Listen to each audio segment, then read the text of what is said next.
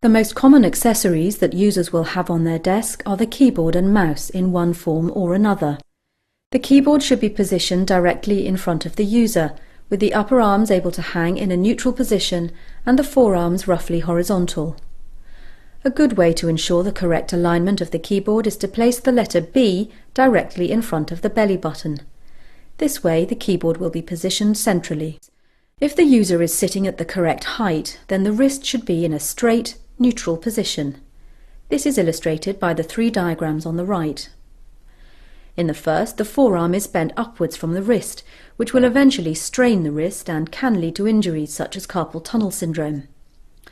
The second diagram shows the lower arm positioned too low, which means it can end up resting on the desk and is likely to cause pressure points. This can reduce circulation and put pressure on the tendons. The neutral wrist position is when the wrist is straight.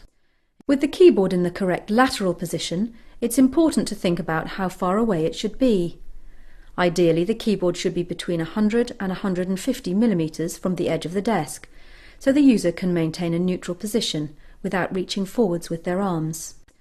Mouse positioning should adopt the same principles. The mouse should be kept as close as possible to the keyboard to prevent too much pressure being placed on the shoulder. The mouse user should try to move it using the forearm rather than by bending the wrist as shown in the diagram. The majority of people use the mouse in their right hand, but traditional keyboards are not designed well for combination with a mouse as they force the arm out to the right. The right-handed user should consider adapting to use the mouse with their left hand instead, which may allow it to be kept closer to the keyboard and has been shown to stimulate nerve connections between the 2 hemispheres of the brain.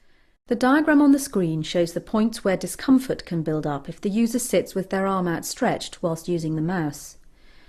If positions like this are maintained for long periods, it is likely that shoulder tension will build up quickly, and this discomfort can then move down into the arm. Remember to keep the equipment close enough to allow the user to sit with their arms in a neutral position without stretching forwards. This will help to prevent discomfort over long periods of time.